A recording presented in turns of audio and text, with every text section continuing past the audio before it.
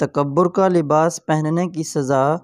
رسول اللہ صلی اللہ علیہ وسلم نے ارشاد فرمایا، جو شخص اپنا تہمت غرور کی وجہ سے گھسیٹتا ہے، اللہ تعالیٰ قیامت کے دن اس کی طرف نہیں دیکھے گا۔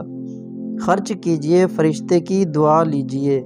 رسول اللہ صلی اللہ علیہ وسلم نے ارشاد فرمایا، ہر دن میں صبح کے وقت 2 فرشتے نازل ہوتے ہیں۔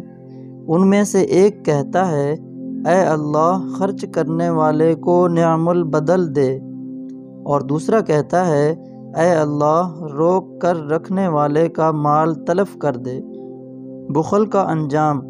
حضرت ابو ہریرہ رضی اللہ عنہ سے روایت ہے کہ رسول اللہ صلی اللہ علیہ وسلم نے ارشاد فرمایا، اللہ تعالیٰ جسے مال و دولت سے نوازے اور وہ اس کی زکوٰۃ ادا نہ کرے تو اس کا یہ مال قیامت کے دن ایک گنجے سانپ کی شکل میں لایا جائے گا، جس کے دونوں جبڑوں سے زہریلی جھاگ بہہ رہی ہوگی، اور وہ طوق کی طرح اس کی گردن میں پڑا ہوگا، اور اس کی دونوں بانچھیں پکڑ کر کہے گا، میں تیرا مال ہوں، میں تیرا خزانہ ہوں۔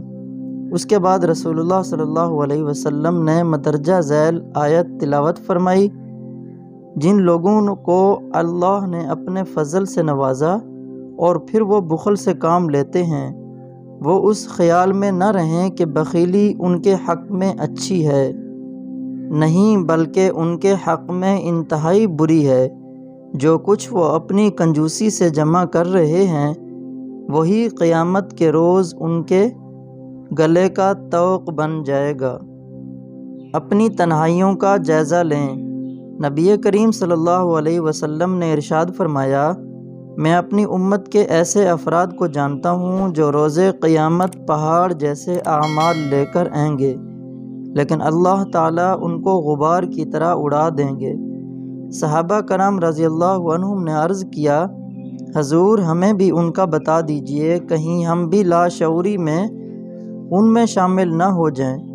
آپ صلی اللہ علیہ وسلم نے ارشاد فرمایا، یہ ایسے لوگ ہوں گے جن کی راتیں بھی عبادت سے مزین ہوں گی، لیکن جب بھی انہیں تنہائی میں گناہ کرنے کا موقع ملے گا، وہ گناہ کرنے لگ جائیں گے۔ زیتون کے تیل کا استعمال۔ نبی کریم صلی اللہ علیہ وسلم نے ارشاد فرمایا، زیتون کا تیل کھانے میں بھی استعمال کرو اور مالش بھی کرو، کیونکہ یہ بابرکت درخت کا تیل ہے۔ جنت کے لباس، کھانوں اور مشروبات کا انتظام کیجیے۔ رسول اللہ صلی اللہ علیہ وسلم نے ارشاد فرمایا، جس مسلمان نے کسی دوسرے مسلمان بھائی کو جس کے پاس کپڑا نہیں تھا پہننے کو کپڑا دیا، اللہ تعالیٰ اسے جنت کا سبز لباس پہنائے گا، اور جس مسلمان بھائی نے دوسرے مسلمان بھائی کو بھوک کی حالت میں کھانا کھلایا، اللہ تعالیٰ اسے جنت کے پھل اور میوے کھلائے گا، اور جس مسلمان نے پیاس کی حالت میں دوسرے مسلمان بھائی کو پانی پلایا تو اللہ تعالیٰ اس کو جنت کی سر بہمر شراب پلائے گا۔ اصل بیماری اور اس کا علاج۔ رسول اللہ صلی اللہ علیہ وسلم نے ارشاد فرمایا، کیا میں تمہیں تمہاری بیماری اور اس کی دوا نہ بتاؤں؟ سن لو کہ تمہاری بیماری گناہ اور اس کا علاج استغفار ہیں۔ شکریہ ادا کرنے کا بہترین انداز۔ رسول اللہ صلی اللہ علیہ وسلم نے ارشاد فرمایا، جس شخص کے ساتھ بھلائی کی گئی اور اس نے بھلائی کرنے والے سے جزاک اللہ خیرا، اللہ تعالیٰ تم کو بہترین بدلہ دے کہا، اس نے اس کی پوری تعریف کر دی۔ حضرت ابراہیم علیہ السلام کا سلام و پیغام امت محمدیہ کے نام۔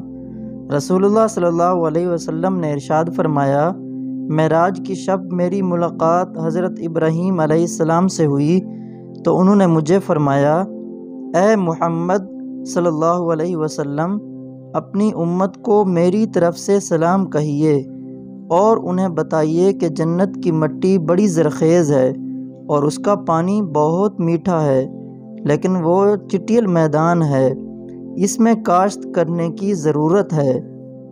اور اس کی کاشتکاری سبحان اللہ والحمد للہ ولا الہ الا اللہ واللہ اکبر ہے۔